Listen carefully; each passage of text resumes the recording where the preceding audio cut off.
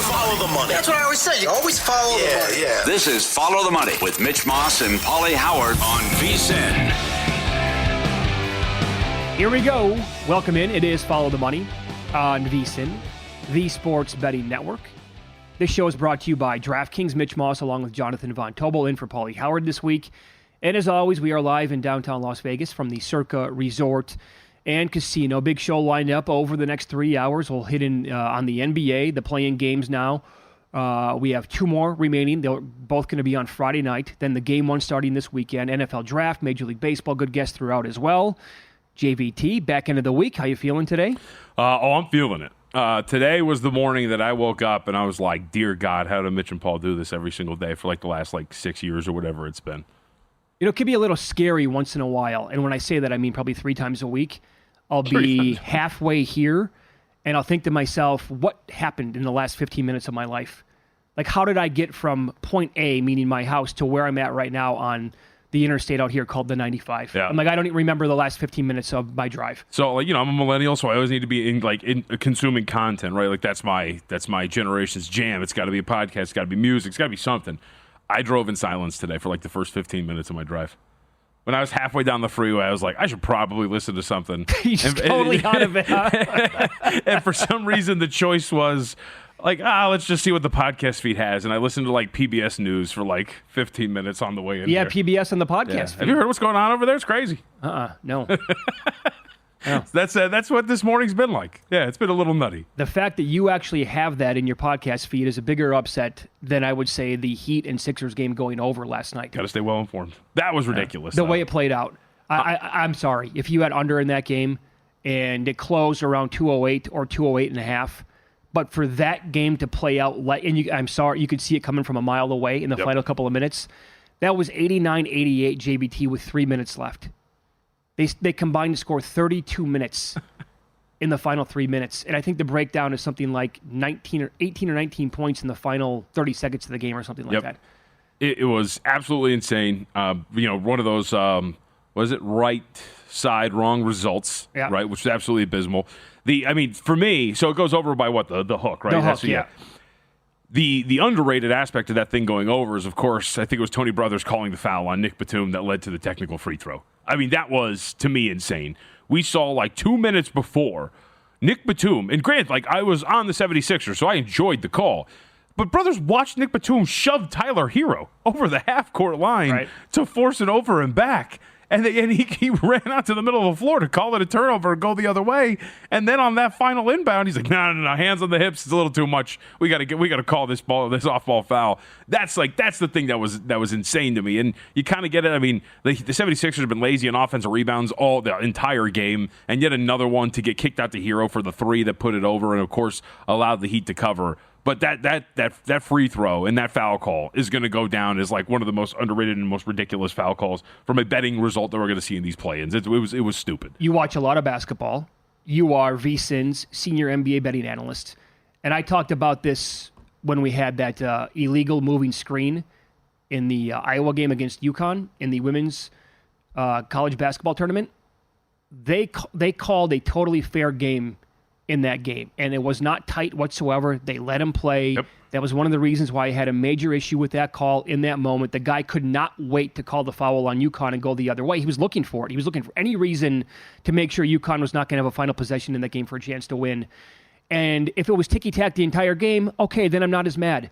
And that's, if you're going to call the game one way, it doesn't matter if it's going to be ticky-tack and you're calling everything, then call it that way for the entire time the players are on the court.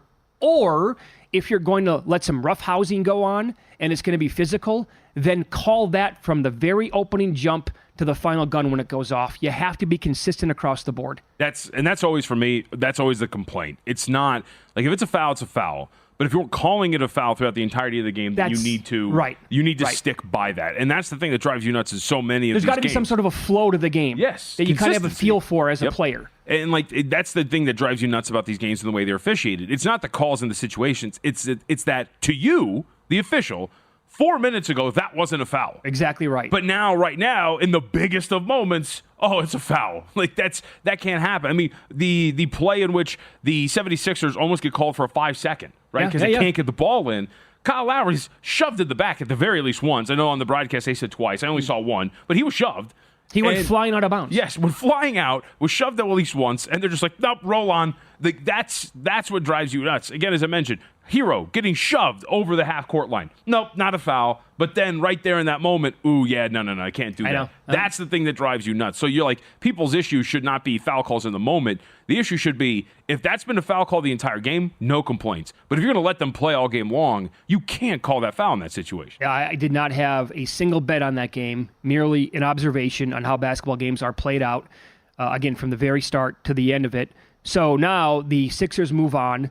Maxey did not play well last night. That was a career game from Nicholas Batum. I mean, it looked like he was 24 years old out there playing, at that level for his entire career. He looked phenomenal last night. Best French basketball player in the league, right? Well, easily.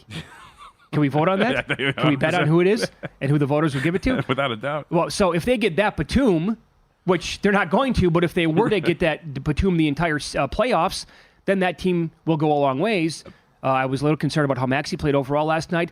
Now at DraftKings, they're a $1.15 favorite over the Knicks. Knicks holding home court throughout. We knew the Sixers were going to be favored in this series. Yep. Should they be? I think they should be small favorites, just given where they're at from, as we know, power rating wise, right? How good Joel Embiid can be, and you kind of saw him wake up a little bit there in the second half, hitting some pretty big threes for that team to help him eventually win. But I would say too, as part of any postseason run, as you well know, because you've watched a lot of sports, and we all know, sometimes you need that game from that guy, right? Sometimes the stars don't really show up, and every once in a while you're going to need over 20 points, from the guy that you acquired at the beginning of the season when you traded away James Harden. That's going to happen every once in a while, but I don't think one game should be a referendum on, hey, what do we think of this team as a whole? What's going to be more fascinating is, as we watched yesterday, it took until the second half for Embiid to wake up. You kind of saw the outward belly aching of okay, I'm messing with the knee brace. I'm kind of looking at you know what I mean? I'm kind of messing around. Are we going to do this whole thing where, hey, I'm actually not healthy, guys, even though I played the last 6 games. We won all 6 of them when I played down the stretch. That's going to be the real challenge. But when you look at this from the standpoint of taking on New York, they have OG Anunoby, but I don't think Isaiah Hartenstein's really shutting down Joel Embiid. They are a little bit smaller at the point of attack, especially with Jalen Brunson. They have some defensive options for Brunson to throw at him, right? They have, if D'Anthony Melton's going to be healthy, he's healthy. You can use him, Kyle Lowry defensively. They deserve, from a power rating standpoint, to be slight favorites. But I don't think you're getting anything crazy as we see, right? Minus 125, I think, is fair, given what we know about Philadelphia when they're at the peak of their powers. And the fact that Julius Randle, we know, is not going to play here in this series. We kicked this around briefly 2 days ago on the show. And for those who missed it, I'll bring it up one more time here. Who's the best player in this series? Is it Jalen Brunson or is it Joel Embiid? I mean, if you factor in health at this point right now, it's Jalen Brunson. Right, and I would agree with that. Yeah. I mean, he's unreal. Brunson's not going to make first-team All-NBA. That's because it's going to be Shea and Luka. I think he's got a real argument to finish at least 4th in MVP voting. I know a lot of people initially thought 5th, but I think you make the case he's got a better case than at least Giannis Antetokounmpo at this point right now. Yeah, yep. So this is what I find fascinating about the first round of all the series numbers that are up right now. The Nuggets are laying 3-10 against the Lakers. Okay, that's the one lopsided going into it anyway. They're a 7-point favorite in game 1. I can't remember this ever in the NBA, where every other series, Cavaliers are shorter than $2, but they're almost $2. Sixers are $1.15. Suns are $1.30. That's moved up a little bit. Mavericks $1.25. It did not open that high. They took money. Bucks Pacers now down to a pick'em. Can you remember the NBA where we have this many series in the first round that are essentially maybe a little bit more than a pick'em, but right around pick'em overall? I mean, right around pick, or you have multiple lower seeded teams favored, right? That's the thing. And the game 1 numbers are basically the same thing. Yep, that makes sense. Now, I guess the fairness would be, or the fair point would be, in 2 of those series, Milwaukee and in LA, you have injury questions. We know that Giannis isn't going to play. We still don't know what's going to go on with Kawhi. Although I will say, did you see the picture of him holding up his Team USA jersey? Uh-huh. They actually had it a little low, covered up the right knee, so I don't know what's going on there. Maybe they're covering something up. I'm not freaking out about this at all. No, I would agree with you. It speaks to, I think, the parity of where we're at, right? How good a lot of these teams are, how on even footing a lot of these teams are. Even if some of these stars play, you're not going to see these massive swings in another direction, especially when it comes to that LA game. And it speaks to, outside of what we expect from Boston, I mean, runs to a conference finals, representatives coming out of the West, you could see any mix of results coming out of this postseason. I think it's why a lot of us were excited for us to finally get here at this point. Not going to be surprised by much. No, right? No, outside of Boston not making it, I think, to the NBA Finals by whatever degree, even if it's like 7 games, whatever. Outside of that, I wouldn't be surprised by anything else. That and the Lakers take down Denver in like 6 games. Yes. That would be surprising to me. There is no number on the board, by the way, for the Bulls, who were victorious last night. They won. They covered the game, went over against the Hawks. Kobe White scored 42 points. He was awesome last night. There's no number on the Bulls Heat because the status of Jimmy Butler is unknown as of right now. Yeah. You had an observation on him. You didn't think it looked very good last night. No, there was multiple possessions where he was just standing in the corner. Like, credit to you gutting it out, but it was very reminiscent. Do you remember Harden's last season with Brooklyn? Where they were in the postseason, he had torn the hamstring off the bone, and he was just standing along the perimeter doing nothing. I'm trying to get that out of my memory bank because it was so that Ben Simmons, the whole thing, that whole era. No, but like it was very reminiscent of that. There was a possession where they go down, he stands in the corner, they miss a shot, they get an offensive rebound, and he's just standing there. He's not moving at all. So even if he tries to gut this thing out, we saw it yesterday. He's not healthy. Whatever happened to that knee? That was debilitating. So, and especially, too, as we know, after a couple of days off, might get worse. Yeah, could. All right, it's Follow the Money here on VSiN, the Sports Betting Network. Mitch Moss along with JVT in for Paulie this week. Up next, we will discuss the Jante Porter story. Banned from the NBA for life. I have a prediction on something that will happen. I'm going to guess in about 3 to 5 years that I don't think many people will agree with. That's coming up here on VSiN.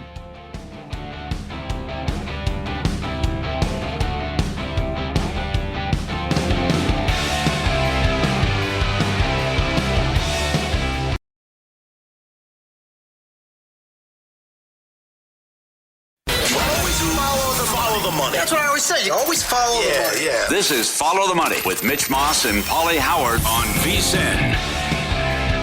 Good to have you on board here on a Thursday morning. It is Follow the Money on VSiN, the Sports Betting Network. This show is brought to you by DraftKings. Mitch Moss along with Jonathan Von Tobel, who was in. Paulie Howard. Paulie is on vacation this week. Starting this hour off, betting on some props as Doug Crosstein joins the program now. He does a great job for Action Network. He's on X at PropBetGuy. He joins us here on the Progressive Guest Line. Doug, good morning. How are things? What's up, guys? How are you? Doing really well. So we do have 2 more play-in games. There is a number currently up on the Heat Bulls. Heat's favored by about 2.5 in this game, but that's going to be one where I think books are going to be slow to roll out other markets because of the Jimmy Butler injury. Let's concentrate on the Pelicans and the Kings now. No Zion Williamson in this game. Kings are now favored by 1.5 on the road. Which player or players caught your eye with their numbers in this matchup, Doug? Yeah, so no Zion, obviously that's a big deal for the Pelicans, to say the least. So a guy that I really like and a guy who I liked in April in general, Trey Murphy on the Pelicans, who I expect to come back into the starting lineup. He was kicked back to the bench because Ingram came back. But when he was playing in April, mainly without Brandon Ingram, he was playing with Zion, obviously, no Ingram. He was averaging 20 points a game. He's at 17 points a game since the All-Star break in 34 minutes. This is obviously a do-or-die game. He had been playing big minutes down the stretch. I expect, that they can unleash him up to about 40-ish minutes on Friday. So his point line right now on DraftKings, 16.5. That's one that I'm looking to lock in now because I think that can only go up when he's confirmed to be the starter, which I'm expecting him to be. We already know that Zion's out. Ingram didn't look great at all. I mean, he only played, I don't think he even cracked 30 minutes. He didn't play in crunch time. So they're going to need scoring, and Murphy's their best bet besides, a banged-up Ingram and C.J. McCollum in this one. Kings give up a lot of spot-up shooting. That's Trey's forte. So I like Murphy in this one. Doug, when you watch a game like that transpire between the Pelicans and Lakers, and you see a guy like Willie Green being willing to not only bench Brandon Ingram because he wasn't playing very well. I mean, frankly, I think C.J. McCollum was going to get benched until Zion got hurt, right? And they didn't really have any other choice to put him back in there. How does that affect you from a player prop standpoint when you see a coach that's willing to be that aggressive and go, no, screw this. I'll roll with Jose Alvarado and Trey Murphy and Zion Williamson and our guys off of the bench as opposed to some of the starters you would expect to be out there in crunch time? Yeah, well, it's a little scary when I'm looking to bet an over because it does show that he is willing to go with whatever he needs to do to win. Yep. and benching a guy like CJ, who was on fire to end the regular season. I mean, it did definitely made sense, and it was their best bet and it was their best chance to win. There's no predicting, I think, now without Zion and Ingram still not looking great, what this rotation is going to shake out as. So I'm using my best guess in terms of what I think they'll need, which is scoring, which is why I'm going with Murphy. But yeah, it's definitely something to keep in mind if the Pelicans do move forward, that, hey, Willie Green will do what he needs to do, and minutes maybe aren't as solid in the playoffs as we thought. Okay, let's go to Sunday. The Mavericks are favored by now 1. Some spots have 1.5 on the road against the Clippers, and they keep taking money on the series price, by the way. They keep going up, up, and up. Luka's numbers are going to be extremely high because the way that this guy finished and played the entire year, he's Superman out there. What kind of caught your eye with him? What do you want to do with Luka? Yeah, so look, Luka, like you said, Superman, he's playing big minutes all season, averaging over 9 rebounds a game. To finish the season, since they moved Derek Jones Jr. into the starting lineup, which obviously worked out fantastically, I think the Mavericks were, the best team in the NBA, arguably, over the stretch. Luka, in the 13-game sample, was averaging over 10 rebounds a game with him. So when I saw the rebound line at 8.5, yes, it's a lower volume matchup against the Clippers, but he's hit this in 9. He's cleared 8.5 rebounds in 9 of the last 12, regular season games against LA. It's just too low for a playoff game. He's going to play 40 minutes, maybe even more. He's already averaging 10 of late. So, I mean, I locked in Luka over 8.5 rebounds last night. I think there's still some playable numbers out there. So I hopped on that pretty quickly. Yeah. Did you have an opinion at all on that series price? That's been, JVT and I have talked about this a lot this week. It just keeps going up again. I mean, I saw as high as minus almost 145 yesterday on the Mavericks in some spots. Yeah, I didn't jump on any early lines like I know a lot of people obviously did. Yeah. But I definitely like the Mavericks in this one. I mean, we don't know how healthy Kawhi really is. He didn't play at all down the stretch. The Mavericks were on fire. The Clippers, showed, definitely stumbled a bit. It's hard to kind of flip that switch. So I definitely think the Mavericks should have been favored from the get-go. I know they weren't. I'm not jumping on the current price, but I think they pull it out. So, Doug, general question when it comes to these player props, because you kind of mentioned it a little bit. When you see numbers that are hung up, are they adjusted for playoff performances, increased minutes, or are these a little bit more tied still into player averages from a regular season? Because I feel like in general, if they're tied to regular season averages a bit more, you could probably find some value, right? Because the market's not accounting enough for maybe some increased minutes for some of these best players? For sure, yeah, that's the first thing I look at. You expect some of these star players to get a few more minutes or maybe even an extra shift of playing time, even though it's just game one. I still think, coaches love to go out and win game one, so they're going to ride their players, their guys, like a guy like Luka, who played big minutes but should play even bigger minutes in the playoffs. Yep. So that's the first thing I look at is minute-adjusted stats.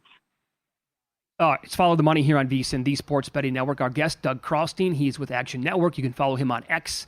He is at PropBetGuy. So in terms of other series prices that have been posted now, there's really only, I would say, there's one really prohibitive favorite. That's Denver, laying higher than $3 against the Lakers. The Cavaliers are a little bit shorter than $2 against the Magic.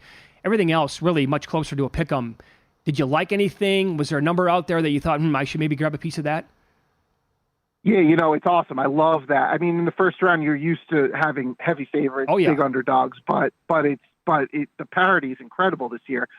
Look, at risk of sounding like a homer, I do like the Knicks. I know, they opened at plus 105 on DraftKings last night. I think you had mentioned they're now minus 105. That might be one I pull the trigger on. Look, we watched the game last night. Embiid does not look 100% healthy. He does not look 100% conditioned either. And the Knicks could throw 48 minutes of Hartenstein and Mitch Robinson at him, which, look, nobody can guard a healthy Embiid, but those two guys can make it as tough as almost anybody can in the NBA. Then they stick OG Anunoby on Tyrese Maxey. Jalen Brunson, I don't think the Sixers have a good matchup for him at all. DiVincenzo's been fantastic. I just see too many advantages for the Knicks to make this one, and home court, obviously. I don't see why they would be underdogs. Well, I mean, by extension then, right, Doug, it's a pretty clear path for whoever wins this series to the Eastern Conference Finals, potentially. I mean, you could get Indiana in the next round. It seems pretty likely. A lot of people are making the same comp, like winner of Mavericks and Clippers. Western Conference Finals berth seems likely, and maybe they could be the other team that gets out. It's the same thing with this series, is it not, in the East? Oh, yeah, for sure. For sure. I mean, we don't know how bad Giannis is banged up, but the fact that he's already going to miss the first few games of this series does not bode well, and calf injuries obviously could lead to something more significant. We don't know, but yeah, this is going to be a big series. I know a lot was, made of the Knicks potentially trying to lose so they get the 3 seed, so they have to play the Pacers instead of, what winds up being the Sixers. But yeah, this one's going to be an interesting series, and I could potentially see, whoever wins this one winning the next one as well. Doug, it's a short card today in Major League Baseball. That said, any K props at the moment that may be worth a stab at, in your opinion? Yeah, Ryan Pepiot on the Rays, who I know a lot of people are looking at to have kind of a breakout year this year. The under of 6.5 strikeouts just makes a lot of sense to me. He's under 2 of 3 this year, 11 of 13 his career. Weirdly, the 2 times he went over were at Coors, which might just be coincidence, but I do find it kind of weird that he hit both in those environments. But, he's facing an Angels team that's actually been much better from a strikeout perspective over the last week. They're only at 22% strikeout rate versus righties. They've been hitting actually above average over that same span, too. So I think the books are devaluing the Angels a little bit and overvaluing a guy like Pepiot, who just hasn't shown that he can consistently hit this line. So under 6.5, I think you could get that at -105. So I'm going to lock that in right now. All right, very cool. Follow Doug on X. He's at Prop Bet Guy, does a great job for Action Network, and he joined us here on the Progressive Guest Line. Doug, good to talk to you. Best of luck tonight and this weekend. We appreciate it. Hey, thanks for having me, guys. Appreciate it. Is it a get-rich-quick plan just to bet on Nicholas Batum every over after last night? Clearly. I think that's the way to go, right? What's going to be interesting is, actually, let me look. Have they hung up the player prop for that? Is his point prop going to be at like 20.5 now, right? It's got to be the clear and obvious adjustment that you have to make. That game came out of nowhere. It was the underrated aspect. I know we're going to talk about like the 3, the block, the putback that he had. Oh, it's impossible. Like 4 minutes where he's like contorting his body and putting it back up. That was insane. You know what I liked a little bit last night? Now he can get in trouble for this a little bit later on down the road, but he knew that he had the hot hand. Oh yeah. So, shots were going up. It doesn't matter if it was from downtown to the guy in his face or from 15 feet, tough contested. Yep. We'll see. Because if he comes out cold in the next game, it's going to have to be hot potato time, pal. Yep. That lasted for one game and one game only. My favorites, and he does those every once in a while, where he'll catch it and then in one fluid motion just do it. Like he won't even bring it back down. It's just like, whoop, and he'll just push it back up. Oh, he was feeling himself. And then when I saw him catch it at the top of the key, like he was going to run the offense, I was like, all right. Settle down, Nick. Let's. But hey, man, he was on. Yeah. That was incredible. So if the Heat beat the Bulls, Miami would get Boston then as the 8-1 matchup in the East. Based on what happened last year, how many people do you think are going to say can't count out the Heat? Oh, of course. Spolstra was too good. Jimmy Butler in the playoffs. That performance yesterday kind of probably emboldened a lot of people. I know they lost, but looked like the zombie Heat were going to do it again. Yeah, it really did. That first half was incredible for Philly. Like just throwing the ball directly to their defenders. They had just played them not even a week ago. It looked like it was the first time they'd ever seen his own defense. Well, that game was drunk last night. Yes. The second quarter was all Miami. The third quarter was all Philadelphia. And then the fourth quarter, it was all Nick Batum. Yes, that's right. We will get into today's Major League Baseball card. And there's a really good race going on in what has turned into a really fun market to bet at the start of the season.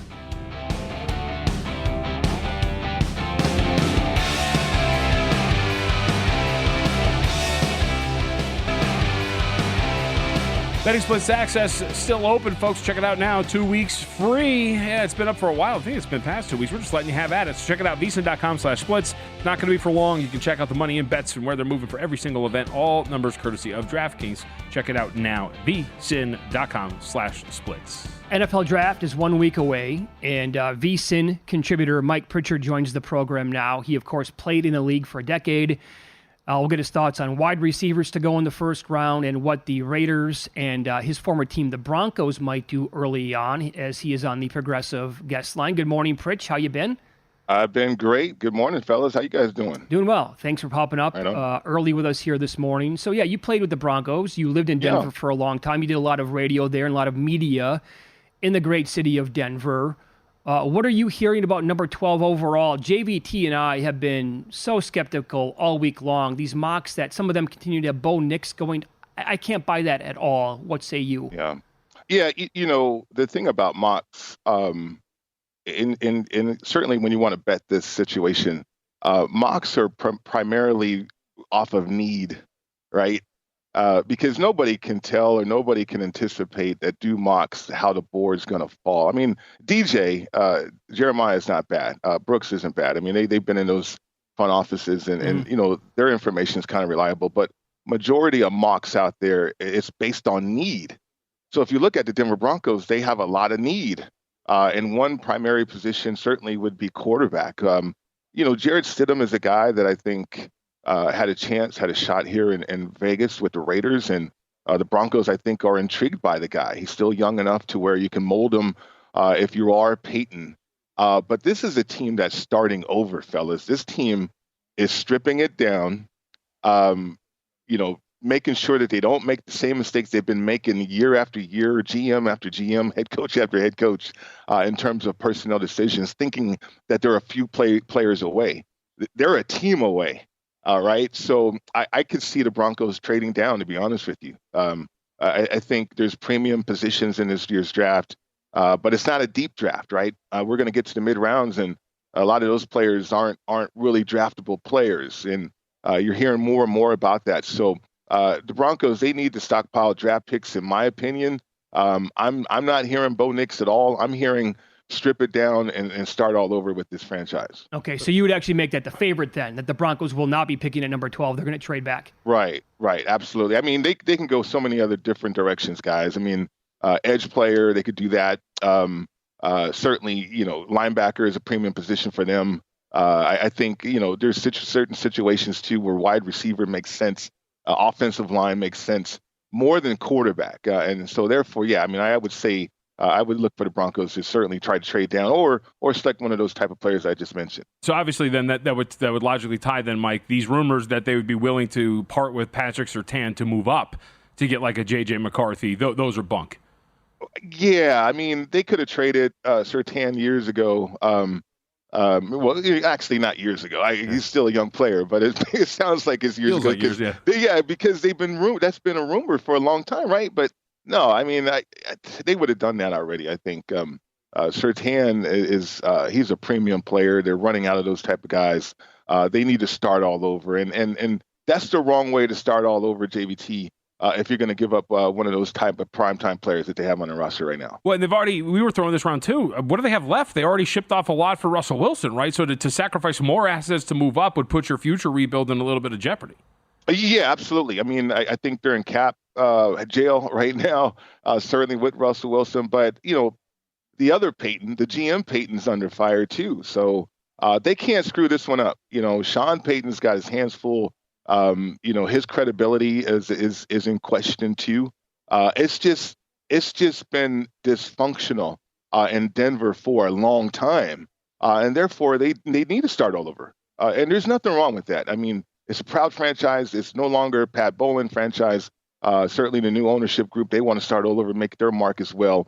With the Nuggets doing so well, it's time for the Broncos to get it right, and I think they have to start all over in order to do that. Follow the money here on VSiN, the Sports Betting Network. Our guest, VSiN contributor Mike Pritchard, played in the league for a good 10 years. He is on the Progressive guest line. So then the team picking behind them, their division foe, the Las Vegas Raiders, everybody just assumed again, and what you said earlier was spot on, right? People are going to mock based on need. Yeah. That's why, 11, 12, 13, Vikings, Broncos, Raiders, everybody initially was mocking quarterback. Might not happen for any of them. I don't think Raiders go quarterback at 13. That's kind of becoming, I think, a little bit more obvious now. Do you agree with that? If so, which direction do they go in? I do agree with that.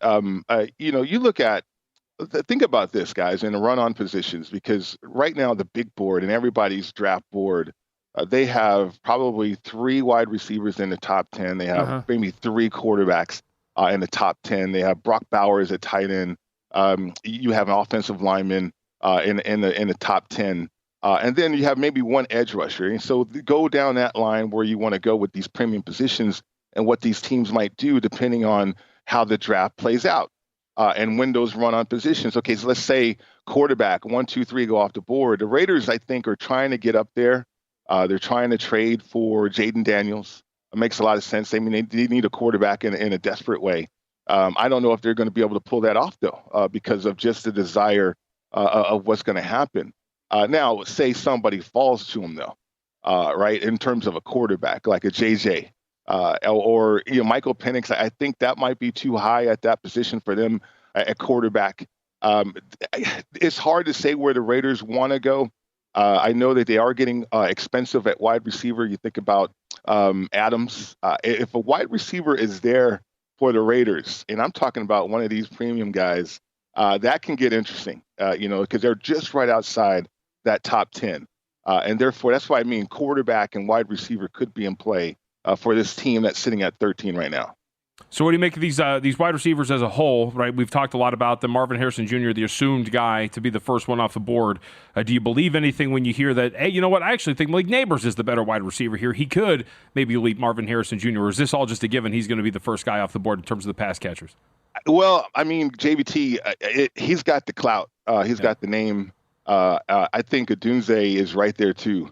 All these guys can go. All these guys are number one wide receivers. It's just okay, what's going to make them different? Marvin Harrison Jr. to me is a premium player, right?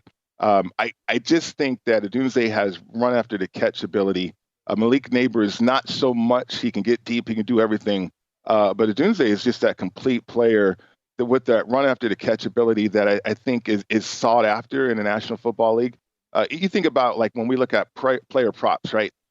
It's one thing to have a receiver catch a route at 12 yards and then get tackled. But it's another to have a receiver catch a route at 12 to 15 yards, break a few tackles, and all of a sudden you're looking at 30-yard gain, right? I think Odunze has that ability.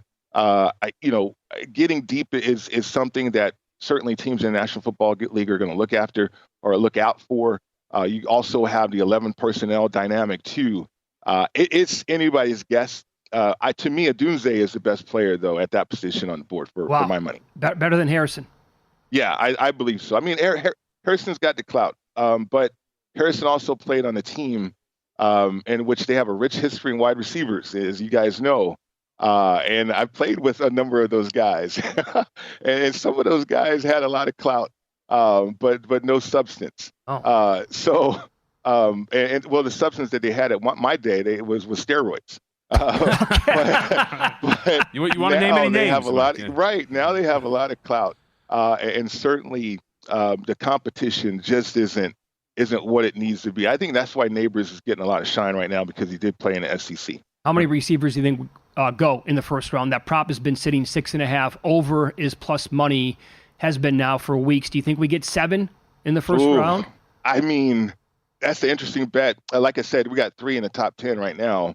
And if you get a run in that position, then all of a sudden you're looking at 4 perhaps, and then 5 for sure. Getting to 7 is going to be interesting. Like I mentioned, that if you have that bet, the dynamic in the National Football League of 11 personnel and multiple wide receivers, very few tight ends at times, and certainly running backs now. I could see teams kind of reaching for some elite guys or some guys that have some speed element to their game that could also help out in matchups, right? And those teams are in the middle of the pack and in the bottom of the draft, and those are the playoff caliber teams that are looking for those matchup guys.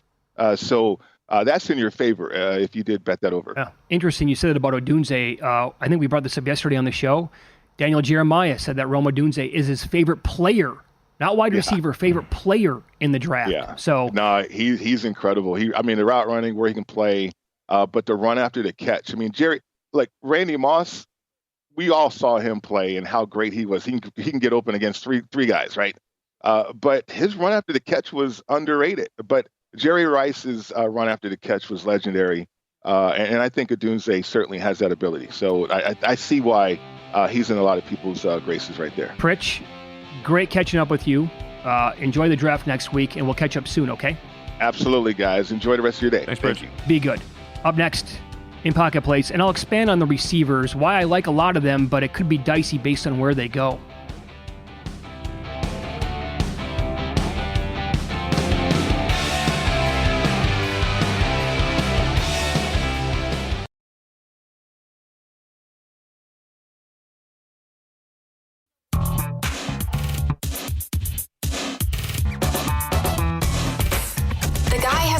algorithm to determine the winner of any given college basketball game. Someone gives you 10,000 to 1 on anything. You take it. Take it. Take it. I bet you $20 I can get you gambling before the end of the day. No way. I'll give you 3 to 1 odds. Nope. 5 to 1. Nope. 10 to 1. You're on.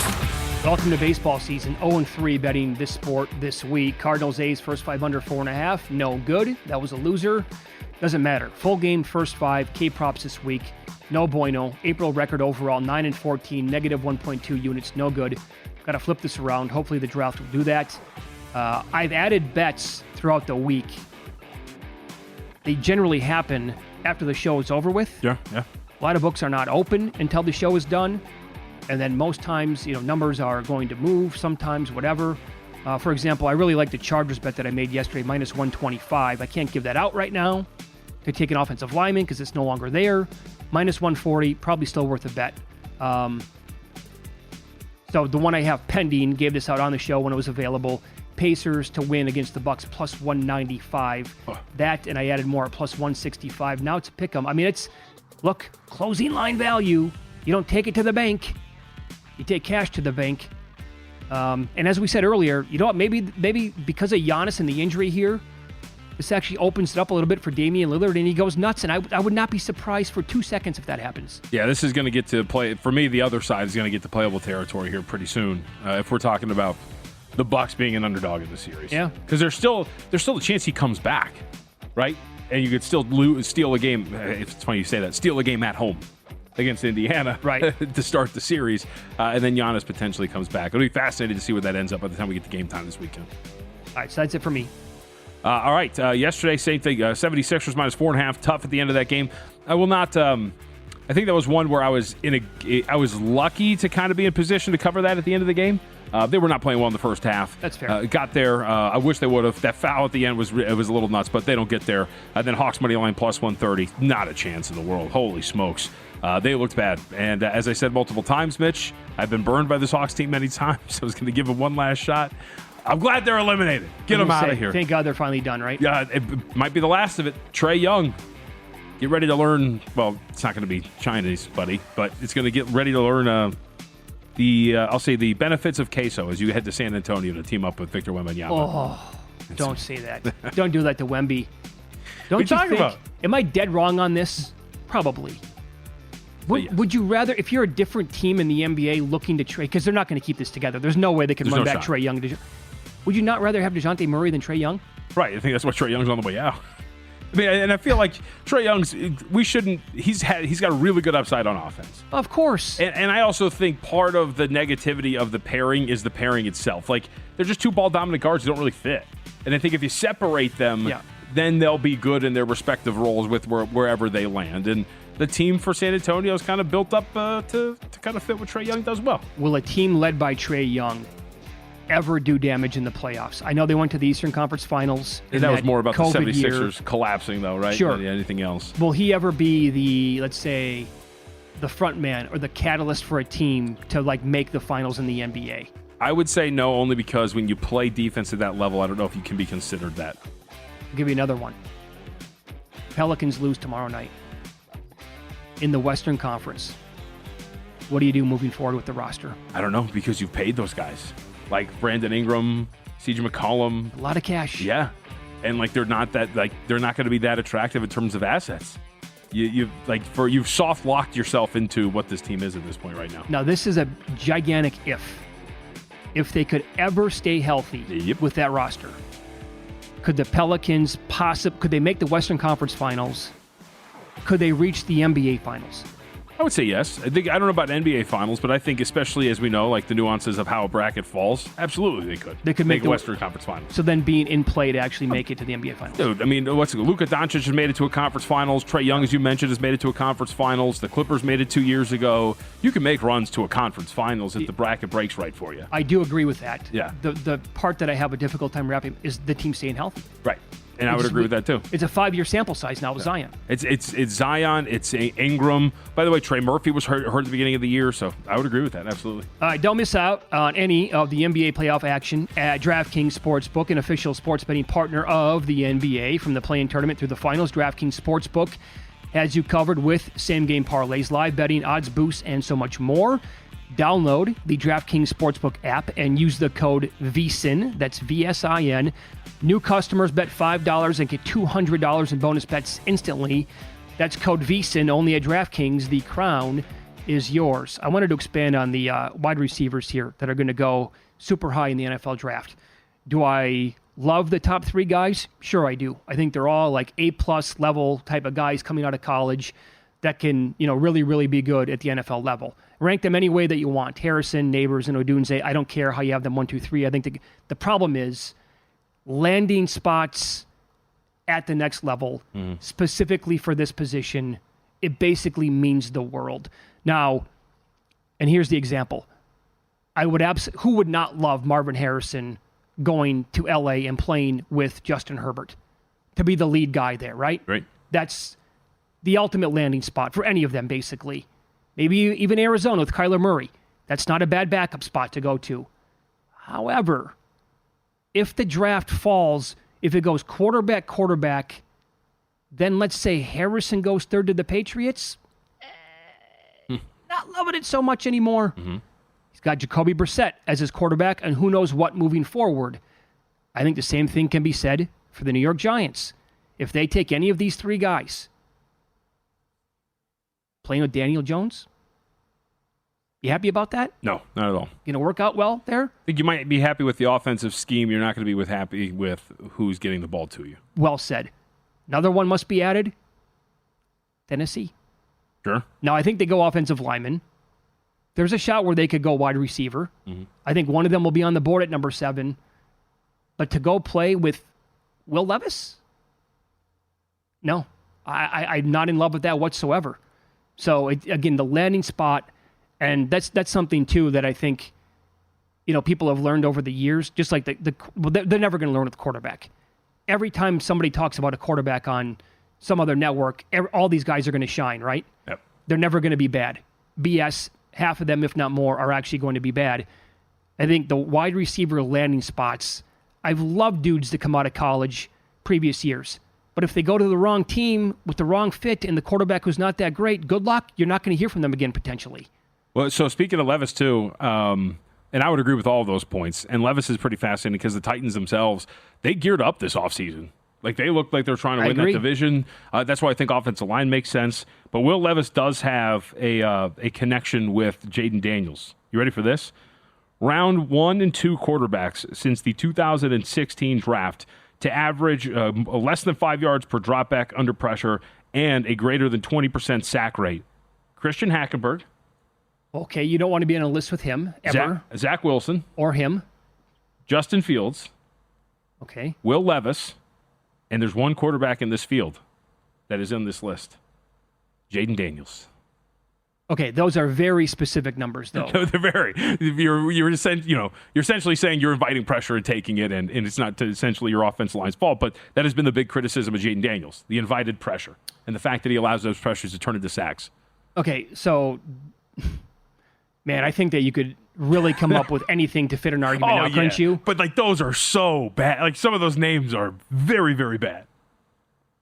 And we don't know what Justin Fields is going to be yet, and we're getting an idea. That's not great. By the way, it's another one. Hackenberg, when he was drafted, I can recall people saying quarterback of the future for the Jets. He was Christian Hackenberg. Was he not a first-round pick? I can't really remember the coverage, but I think he was. No, I know he was a second, but in terms of the discourse, was he not, again, mocked first round? I think you might be right with that. Yeah. And people talked about him like, watch out, going to be good. Sure thing. You bet. I hate to be like that, but there's too much of a sample size now over 3+ decades of watching this thing every year of my life and hearing what people are going to say in the narratives, and it rarely turns out that way. Go back to the Jake Locker, Blaine Gabbert, Christian Ponder draft. I didn't like any of them, and yet every person on TV, quarterback of the future, franchise face, what? None of them could play a lick. And that's pretty much the example of what you have, other than the guys who you have a handful of guys over the years. More than that. I mean, I'm being a little unfair here, but because they do work out. But I'm going to say more than 50% flop. I mean, we've gotten better at it. Was it Kyle Bowler? Did he go to Cal, right? Yeah. Because he was the one. I was watching old grainy footage of his like pro day, and the reason the Ravens got him in the first round is because he threw for the 50-yard line on his knees to the goalpost. Well, I think they made a big deal out of that with Jamarcus Russell too. Right. Oh, Like this is how we evaluate guys now. That's We've gotten a little bit better, maybe. Got to take him. No, that was a big. I think that was Kuiper on Jamarcus Russell. Yeah. Same thing. The arm strength. And the 45-second clip of that Yep. from that draft, talking about Jamarcus. Oh, the DVD story with Russell's always a classic. Oh, you want that footage burned. But it happens all the time. Great job this week. I'm off tomorrow. You're filling in with Tim Murray. Yes, I am. I still have to be here this early morning. Shows all day long What a week. on this network, including Gil Alexander next with the numbers game. You can listen at vsin.com.